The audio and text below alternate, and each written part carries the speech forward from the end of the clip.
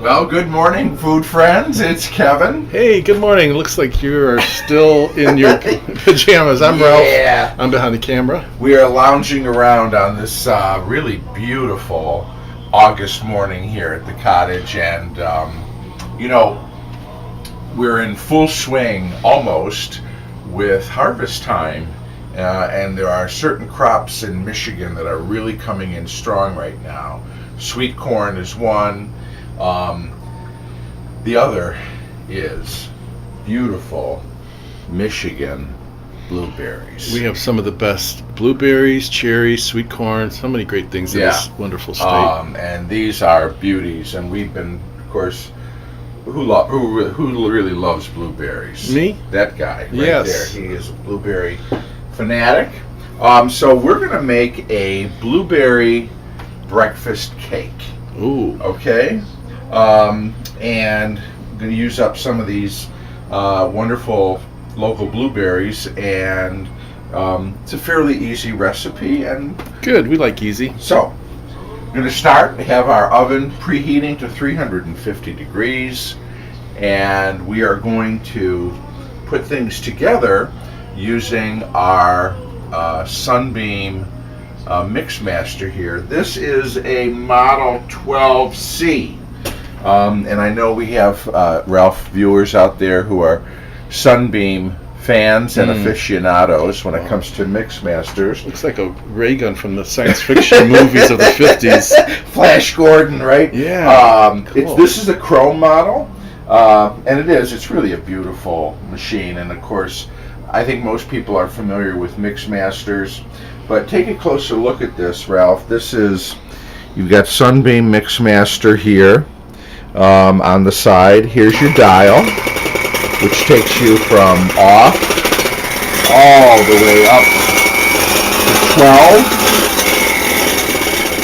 12. Wow. And this one has stainless steel bowls. So there's a lot of the Mixmasters we think of have these glass bowls, either clear or white milk glass, or sometimes color-coded. If you have a turquoise mixer or a pink mixer. But these are stainless steel bowls, and here's the small and here's the large. They have a ridge here, and it's nice because they lock right in to this turntable. Okay? Now, I don't know if this mixer originally came with glass bowls or metal bowls. It may have come with glass bowls, but again, you guys let me know, because some of you have more expertise in mixers than I do. I like the steel bowls, obviously. They don't break or chip or anything like that. And it kind of goes nice with the chrome, but they fit perfectly. What year did you say this dates I'm back not to? sure. I think this is the late 50s, this particular model. You also notice it has the Sunbeam configuration of beaters.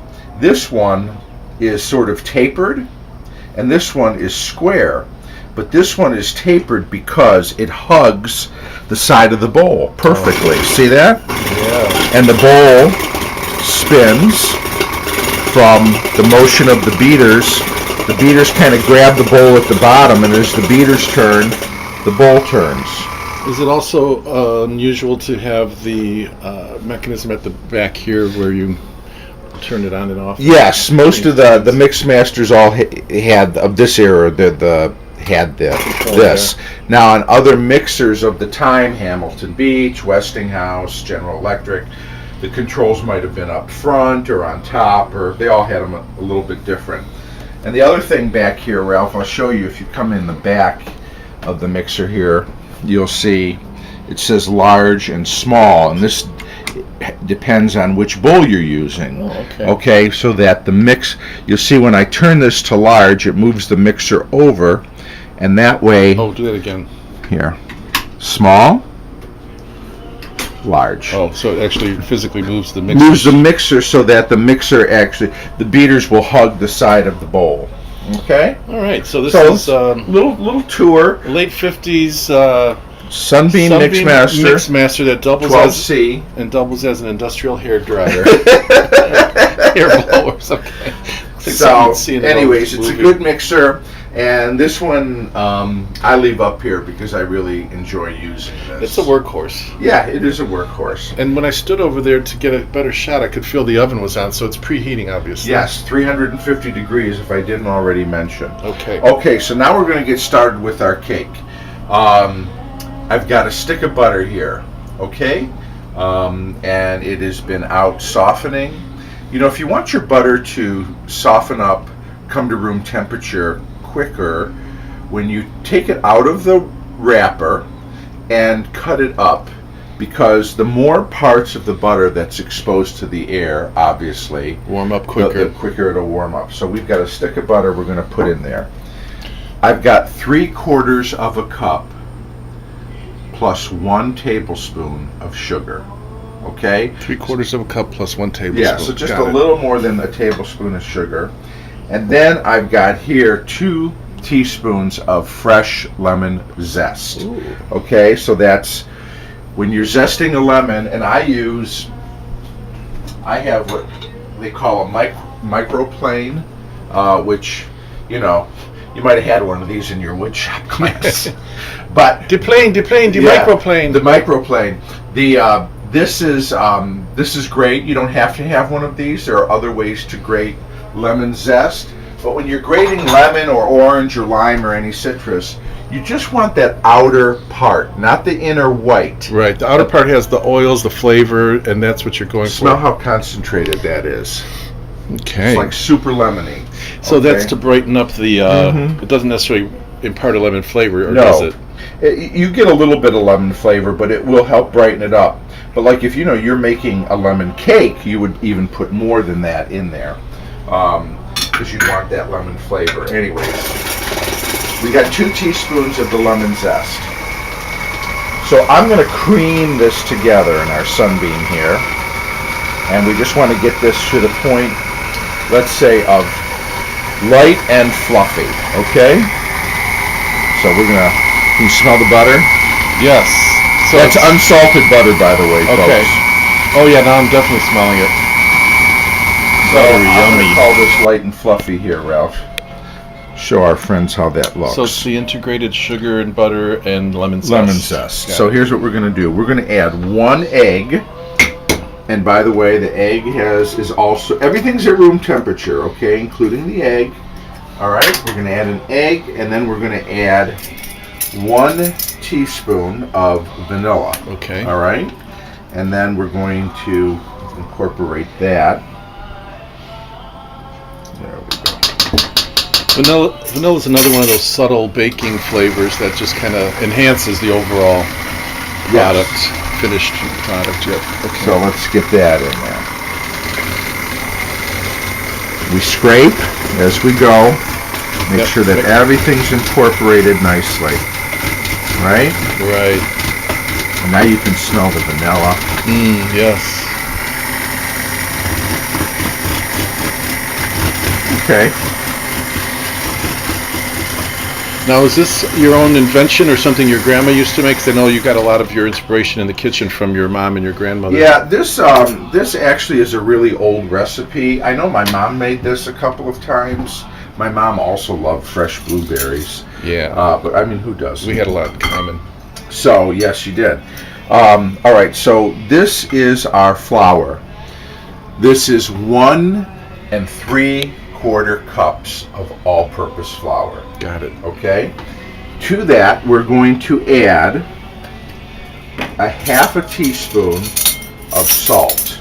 Okay. I like how that top just pops off for easy access. So 1/2 teaspoon of just regular old salt, and then we're going to add 2 teaspoons of baking powder. Okay. So this is our leavener, right? This is going to help. What's that Clabber girl clabbering about?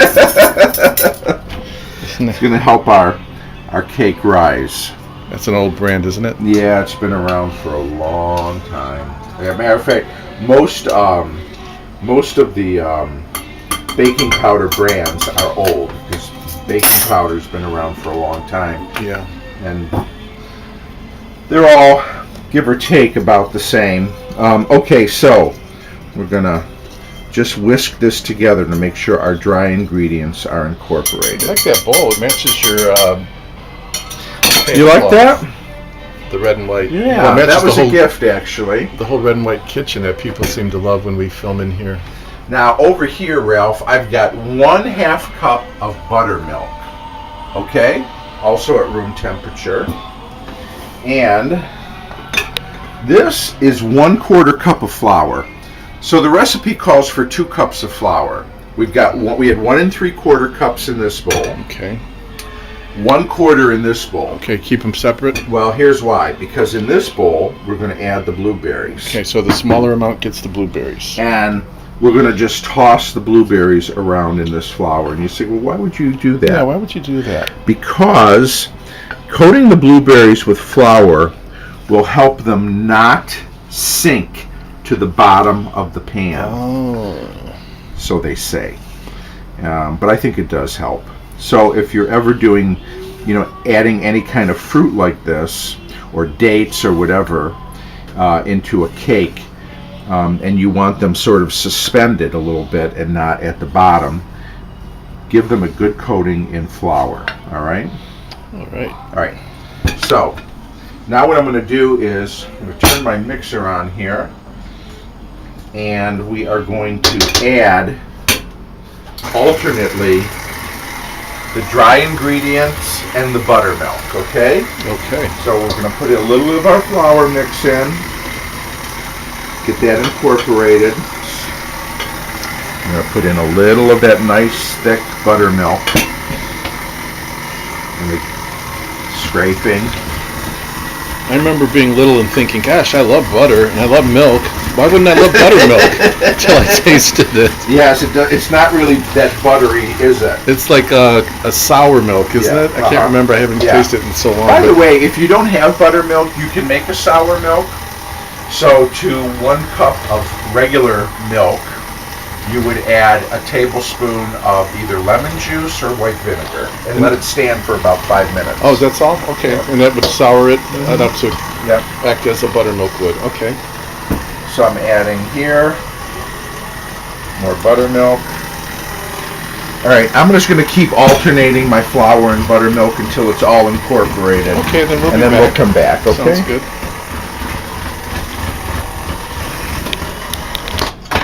We are all incorporated here. Okay. All right. So I'm gonna. Oh, by the way, this is how you eject. Yeah, I was going to say that's just turn the handle here, and it pops these beaters out. And I'm gonna get this. So we're using. See that pan? That's a 9x9. You could use that. You could use I guess you could use a 9-inch round. Would probably work all right too if you had. But use a 9x9. I think is the best for this particular cake. I'm gonna clean these beaters off. And over here, Ralph, you'll see this little dish. What I did is I took a tablespoon of sugar and added a teaspoon of cinnamon and stirred it together, and that makes cinnamon sugar. Remember when we were kids and sprinkling that on toast? On buttered toast. Remember how good that was? Simple pleasures, yep. Absolutely. Well, we're going to sprinkle that cinnamon sugar on the top of this before we put it in the oven. Oh, okay? And that'll give it a little bit of a cinnamon sweet flavor on the top. Okie dokie. All right, so let me. We've moved on to Golden Country Hits Volume 2. I'm enjoying our music this morning. Country mood for this seems like kind of almost like a country bake. Yeah, it could be. Now I'm going to put the blueberries in. So you call that folding in? Yes, we're going to fold. So when we fold, it's under, gentle.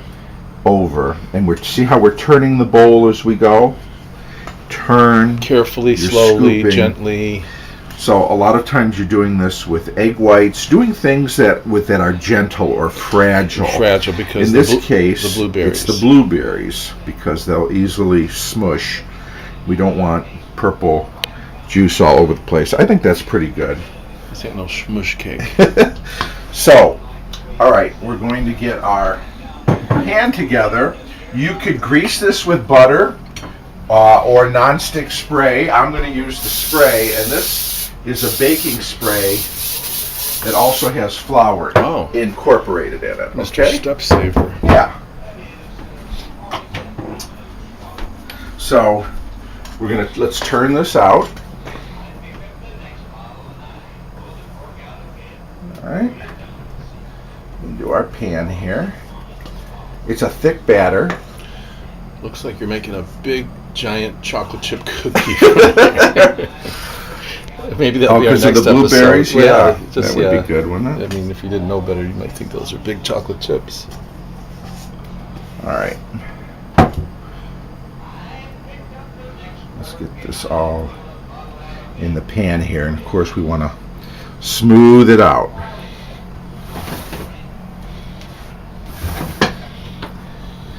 Get it into all four corners.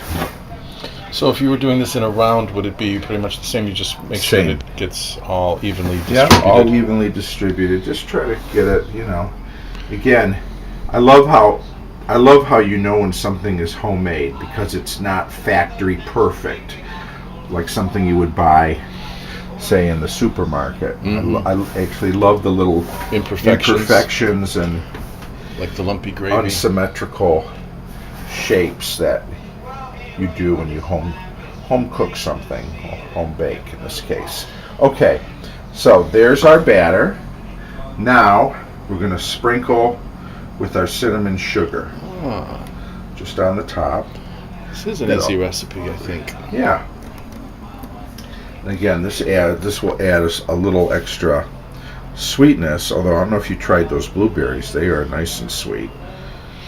Yes, they are. Cherries too. Everything seems to be coming out really good this year in our harvest. Yes. So I see how much you put on some.